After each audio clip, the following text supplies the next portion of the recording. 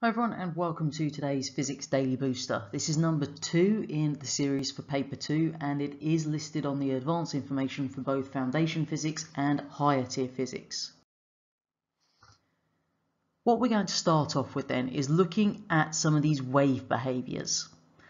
Hopefully we do know that if a wave actually transitions from one medium to another and they've got different densities, then we could see two things changing. Firstly, its actual speed, and secondly, the direction. So realistically, we're talking about a change in velocity, because remember, velocity is a change in speed or a change in direction, or both. When this happens, this is the process we refer to as refraction. So refraction is the change in direction that we see with these waves. Now, if we've got our wave moving from a less dense medium, air, to a more dense medium, plastic, glass, etc., then the wave is going to slow down. Now, assuming this wave is hitting at an angle, what it's also going to do is bend towards the normal line. Now, what we can see on that little diagram is we can see the normal at 90 degrees to the surface there, so the transition, the barrier between those two, and therefore, as it enters the more dense medium, the wave slows down on the top side, as you look at it if you like first, and therefore it bends towards the normal. As a result of this, what we're going to find is our wavelength is going to decrease. Frequency will stay the same. So remember what happens, less dense to more dense, then the wave is going to slow down, wavelength decreases, frequency stays the same. If we have a wave that hits the boundary at 0 degrees to the normal, the speed will change, but the direction will not. So just bear that little bit in mind, that sometimes we'll see these and actually the speed is going to change, but not the direction, and that's if it literally hits dead on 0 degrees to the normal.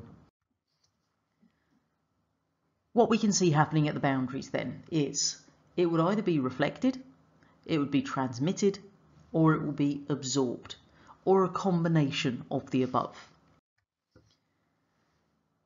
We also need to understand ultrasound. Now, ultrasound quite simply is a sound of frequency greater than 20,000 Hertz. We can't hear it, certain other animals can. But ultrasound is actually incredibly useful to us because it's got a really short wavelength, which means we can focus it into a narrow beam. Now, being able to focus it into a beam allows us to use it for a range of applications. Most common one you probably know about is actually scanning babies, obviously unborn ones. However, there are other uses we should be aware of. We can also monitor blood flow and we can find kidney stones with ultrasound. The way this works, and those of you doing high tier need to know how this works. The transmitter beams the ultrasound wave into the patient. Those waves are then going to hit different boundaries, and as they do so, they will reflect. Those reflected waves then travel back to our machine where they're picked up by the detector, and as a result, the information about how long that took is fed into the computer, and it works out obviously the distance that it's actually travelled, and therefore we create an image on the screen. Because what we do know is the speed at which those waves travel, we know the time it took for them to be reflected back, and therefore we can work out the distance as our speed's distance divided by time job. From that, we then generate the picture on the screen. Another use of our ultrasound is echo sounding or sonar. So this is what we'd use on boats to actually work out the depth of water. So in situations where we've been looking for potentially crashed aircrafts, we can use this to then image the seabed floor to see what it's like without having to go down there. We can use it to identify where shoals of fish are if you're a fisherman as well. If we think about an example then, so if you go into an empty room and shout, the first thing you're going to hear is an echo. Now the reason for that is that the sound wave that you've produced by shouting is going to reflect off the walls. So you hear an echo. But that echo doesn't continue forever. What you notice is it starts to fade away, some places quicker than others. Now the reason that the sound fades is because some of it is being absorbed by the walls, for example.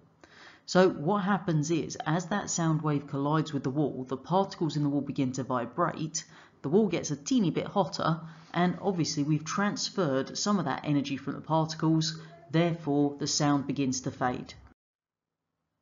One part of almost biology that comes into play here is the structure of the ear. So you've got the picture on the right there showing you the key parts that we are going to talk about. First part, the pinna, the bit on the outside of your ear. This is actually going to gather the sound and then it directs it down the auditory canal. So what happens there is the sound is then going to travel down the auditory canal and it collides with the eardrum. Now the eardrum is just a membrane, so that as that sound wave, which is a pressure wave, just collides with it, what's going to happen is it starts the eardrum vibrating. Because we've got those three tiny bones called the ossicles, or the hammer, the anvil and the stirrup, resting against the membrane, the eardrum, then as the eardrum vibrates, the tiny bones begin to vibrate. But they do an extra little bit here, they also amplify the vibration. So that means they make it larger. They then pass it into the inner ear through that bit called the oval window, which is another membrane. Once the sound has actually reached the inner ear, those vibrations, then the cochlea, which is filled with a fluid, is going to transmit the vibrations from the oval window to these small hairs that we find on the wall of the cochlea. Now those hairs are different lengths, and what they will do is they're going to actually trigger a release of a chemical substance from the cells that the hairs are attached to. So as the hairs actually detect that sound, they cause those cells to release a chemical substance, which then triggers a nerve impulse down the auditory nerve to your brain. Your brain then processes the signal and you hear the sound. Now obviously all of that happens very quickly, but key points: pinna and auditory canal collect the sound, direct it to the eardrum. Eardrum vibrates, that vibrates the ossicles, which also amplify the sound. It's passed through the oval window into the fluid of the cochlea, that transmits it to the tiny hairs on the cochlear wall. They then generate a nervous impulse that travels along the auditory nerve to the brain where we interpret it. Two key terms we need to know here: natural frequency and resonance. If we're talking about the natural frequency, this is the frequency at which an object will oscillate if it is displaced.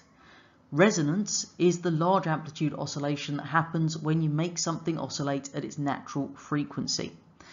Remember what we said previously, those hairs inside the cochlea have different lengths. Therefore, they will resonate at different frequencies.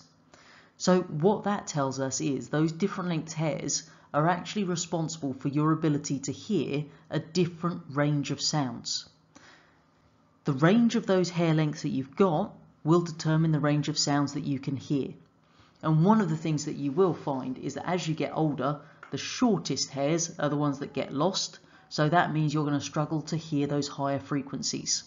Think about that idea of the mosquito sound that some places like shopping centres use.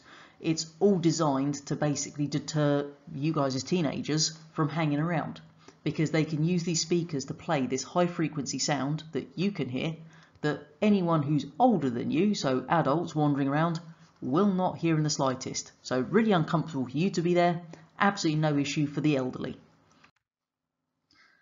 Don't forget to join us tomorrow for our next Daily Booster, but as always, if there are bits you'd like to look at in a bit more detail, you can look at the P5 playlist on the channel, use your revision guides, and as always, I do recommend having a look at some of those papers on the OCR website, just to get a bit of a feel for the previous questions that have come up, and of course, the acceptable answers from the mark scheme.